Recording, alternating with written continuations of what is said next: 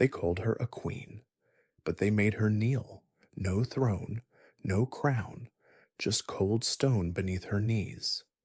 The sword gleamed not with honor, but with blood yet to come. She looked up, eyes wide open, lips, trembling not with fear, but fury. Anne Boleyn was not supposed to die like this. She was the chosen one, the woman who made a king defy the Pope, the mother of a future monarch, a queen who changed England forever. So why was she standing in the tower, betrayed alone, and moments from death? Was she a witch, as they claimed? Did she truly seduce the king into madness? Or was she merely a woman too ambitious for a world ruled by men? Whatever the truth, one thing was certain. They needed her gone, not imprisoned, not exiled, erased, executed, forgotten. This is not the tale of a fallen queen. This is the story of how power turns love into execution and how one woman's blood stained the hands of an empire. England in the early 1500s was a nation trembling on the edge of transformation. It was not yet the empire that would one day stretch across continents. It was a Catholic kingdom ruled by a charismatic, ruthless, and deeply insecure monarch, King Henry VIII. The Tudor dynasty was young, and its hold on the throne not yet unshakable. Henry II, Tudor king, had one mission: to secure his legacy through a son, an heir who could continue the line without threat or rebellion. But the Queen Catherine of Aragon had failed to give him one.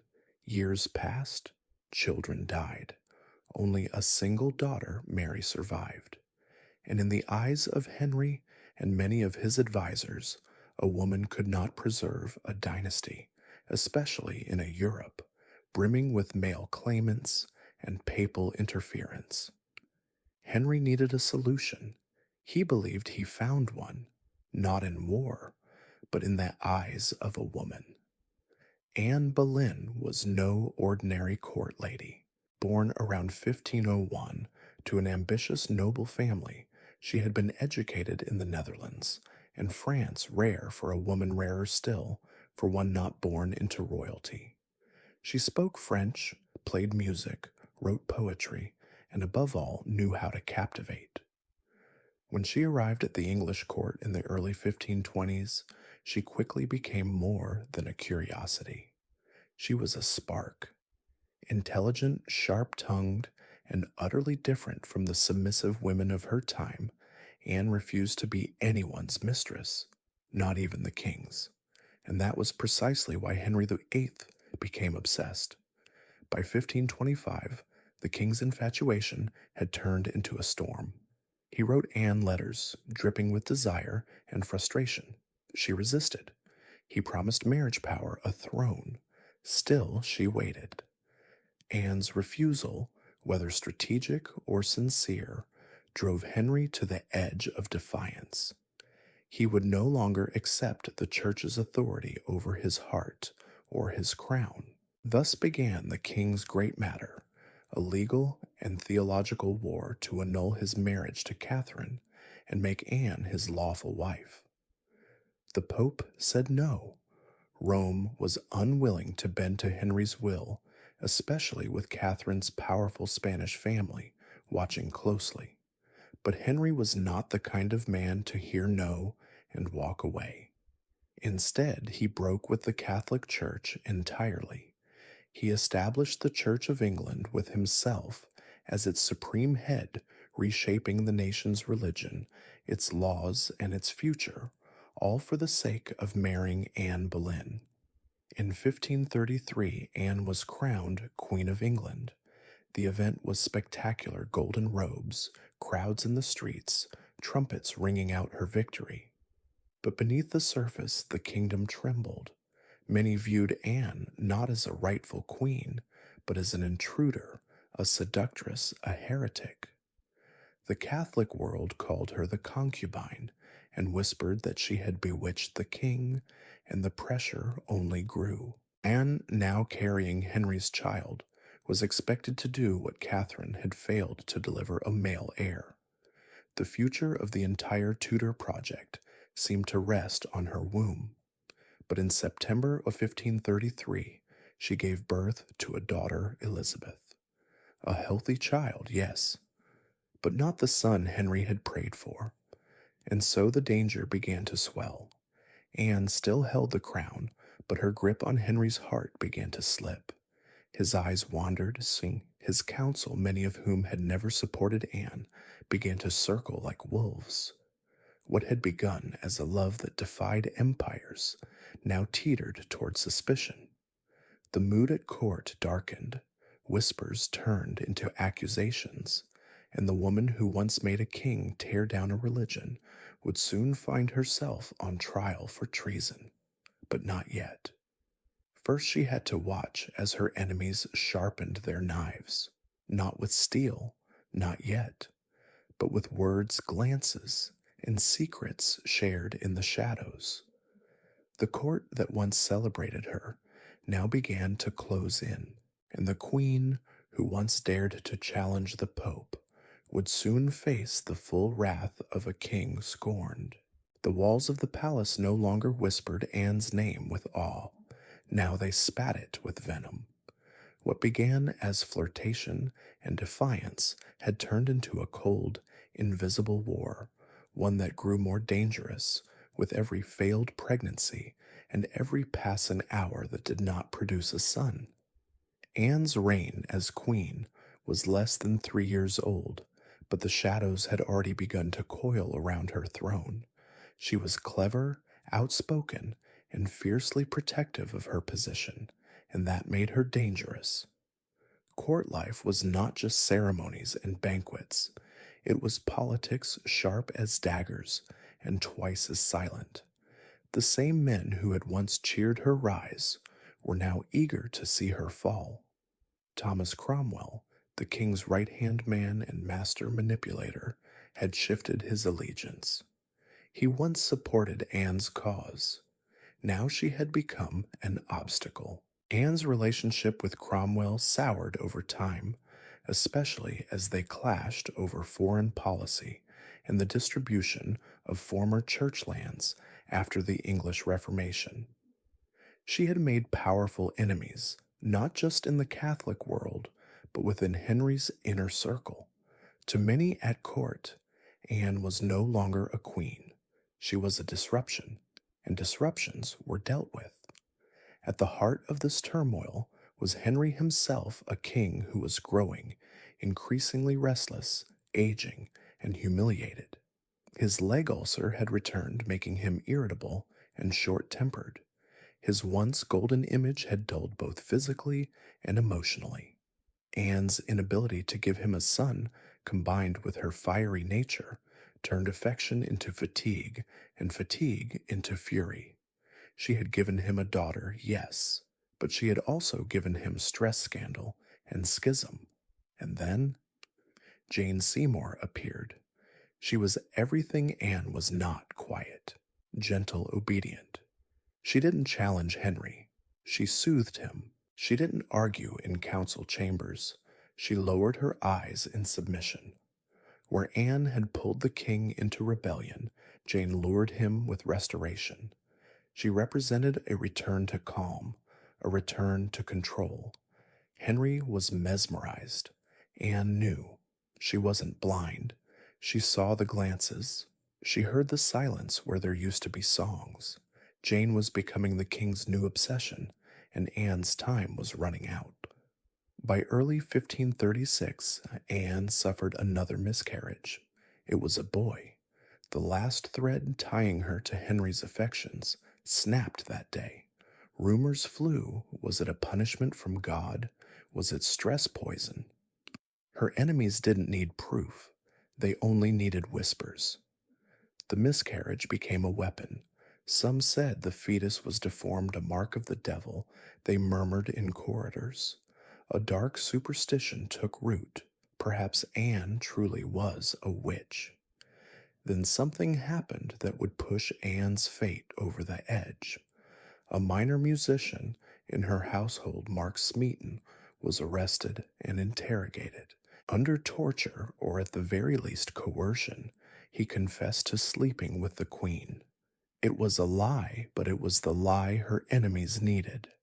The accusations spread like fire, not just adultery, but treason, because under English law, to commit adultery with the Queen was to endanger the royal bloodline itself. More names followed: Henry Norris, Sir Francis Weston, William Brereton, all prominent courtiers. And then the most shocking of all, George Boleyn, Anne's own brother. Incest.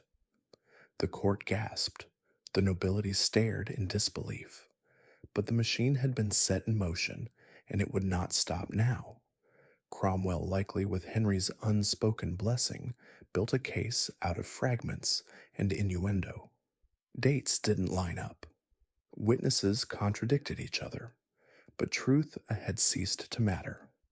On May the 2nd, 1536, Anne Boleyn was arrested while watching a tennis match.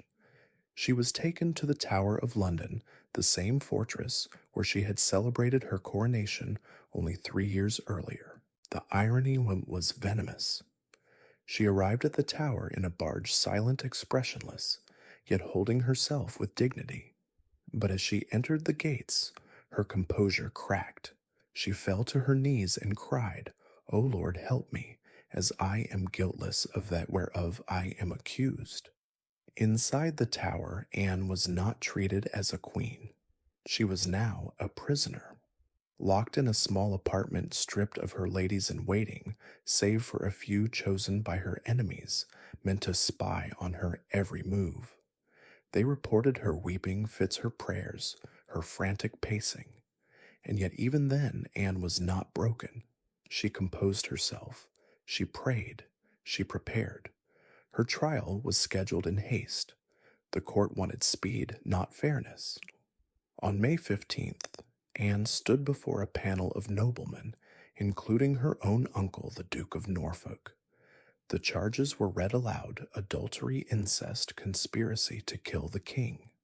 The crowd watched in silence. Anne denied everything. Her words were elegant, sharp, heartbreaking. "I do not say I am guiltless, but I say never a prince had a more loyal subject." She was doomed. The verdict was preordained: guilty on all counts, sentenced to death. Back in her chamber, Anne asked for two things: a priest, and that the executioner be a swordsman from Calais, swift, skilled, and precise. It was a strange moment of grace offered by Henry, perhaps out of guilt, perhaps out of memory, or perhaps to quiet his own conscience. Meanwhile, her supposed lovers met their fate. One by one, they were led to the scaffold: Mark Smeaton, Henry Norris, George Boleyn, all executed. Anne was forced to wait, forced to listen to the bells toll, forced to imagine their final breaths. And through it all, she waited not for mercy, but for mourning. May 19th, 1536. The sky above the Tower of London was grey, heavy with silence. There was no drumroll, no procession, only the creak of wooden planks and the metallic breath of steel being sharpened. The scaffold had been raised the night before, not at Tower Hill, the usual site for executions, but within the walls of the tower itself. A private death, or perhaps a hidden one. Anne Boleyn awoke before dawn. She had slept little the night before. Her body, thin from fasting and fear, trembled beneath layers of linen. Yet when she rose, she dressed deliberately in a dark gray gown with a red underdress the color of martyrdom. Her hair, once famously black and flowing, had been tucked tightly under a linen coif. She wanted to look composed, regal, even in death. The swordsman from Calais had arrived 2 days earlier, quiet, efficient, faceless. He had practiced with a blade, while Anne waited in her cell, every swing in the yard below marking 1 second closer to her end. This was no English axe, the kind that sometimes required multiple blows. This was a fine French blade, curved and light. Anne had made only one request. She would not be blindfolded. So at around 8 a.m., the door opened. The guard said nothing. She nodded, stood, and walked forward. Not rushed, not dragged. She walked like a queen, even when they took her crown away. The walk from her chambers to the scaffold was short, but every step echoed louder than any bell. She passed the chapel of St. Peter ad Vincula, where her body would soon lie beneath stone unmarked, unnamed for centuries. When she emerged into the courtyard, a small crowd was waiting, nobles, guards, clergy, their faces blank, their silence deafening. Anne looked at them all, but spoke only to the heavens. Then, stepping onto the scaffold, she turned to face them. Good Christian people, she began, her voice calm and clear. I am come hither to die according to law, and therefore I will speak nothing against it. I am come hither to accuse no man, nor to speak anything of that whereof I am accused and condemned to die. But I pray God save the king, and send him long to reign over you. Her words were not of vengeance, not of guilt or innocence, only prayer and perhaps resignation, or fear too deep for the tongue to touch. She knelt. The swordsman stood behind her, quiet, motionless, so she adjusted her skirts to ensure modesty. She kept her hands folded, and then she waited. It was said the executioner whispered to a page to fetch his sword, to distract her a mercy. When she turned her head slightly, the blade flashed through the air. One stroke, a sound like silk being torn, then silence, not even a scream, only the thud of her body, the dull echo of her head landing in straw. Her eyes open, her lips still moving slightly. Some said in prayer, others claimed it was her last breath shaping Henry's name. No cheers, no mourning, just the wind. Her ladies in waiting rushed forward. Quietly they lifted her body, now light and fragile in death. They placed her in an old arrow chest, the only box available.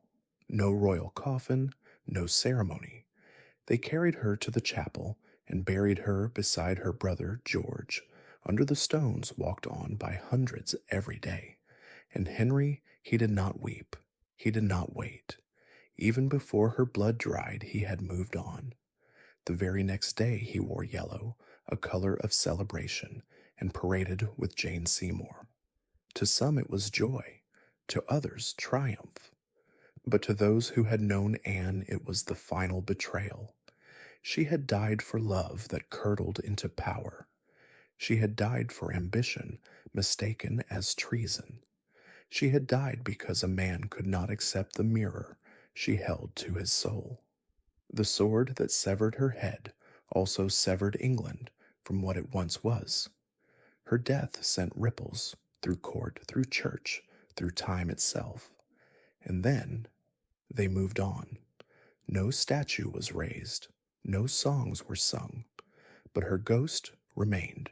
Some say she still walks the tower, head in hand, searching, not for vengeance, but for recognition, for remembrance, for the truth that history tried to silence under the weight of shame. Anne Boleyn was not just executed, she was erased, and yet, centuries later, we still speak her name. The stone that covered her grave bore no name, no date, just cold gray silence pressed against the earth. For years, Anne Boleyn was not remembered, she was removed. Her image scraped from portraits, her initials chiseled out of wood, her story retold by her enemies, reshaped by the powerful, and buried beneath the noise of England's shifting politics. But history has a way of exhuming the forgotten. The daughter Anne died for Elizabeth and survived. She watched quiet and cautious as her father married again and again. She learned what it meant to lose a mother by law and a reputation by decree. But when Elizabeth took the throne in 1558, over 20 years after Anne's execution, the child of the discarded queen became the most powerful woman in the world. Under Elizabeth I, England entered a golden age. Theaters flourished, ships conquered seas, and the Protestant Church Anne's death helped establish was secured as the national faith. Elizabeth never spoke publicly of her mother. No grand tributes, no monuments, but she wore a ring, a locket ring with two portraits inside. One was her own, the other was Anne's, a private reminder, a silent rebellion against the silence history had demanded. Over time, historians revisited Anne Boleyn's case. The accusations, incest, adultery, treason began to unravel under scrutiny. No solid evidence, no credible witnesses, just power-wounded pride and carefully arranged lies. Even Henry, in his final years, seemed to grow uncomfortable with what had been done. When his last wife, Catherine Parr, spoke positively of Anne, he did not protest. Today, Anne is not remembered as a villain. She is remembered as a woman who defied the rules of her age, intelligent, educated, and politically astute in a time when women were expected to be silent. She did not whisper. She shaped a king's policy. She forced a nation to change its faith, and she died for it. But her death also became a symbol. For centuries after, every ambitious woman at court walked in Anne's shadow. Every wife who displeased a powerful man remembered her fate. Her story has been written and rewritten as a tragedy, a warning, a feminist anthem, and a political chess game. Plays, novels, films, each retelling tries to understand the face behind the scaffold. Some say she was naive, others say she was manipulative. But all agree on one thing: Anne Boleyn changed England, and she did so not by ruling long, but by falling hard. She is remembered now not because of the crown she wore, but because of the one she lost. Not because she lived forever, but because her death meant something. Her blood became ink, her silence a story.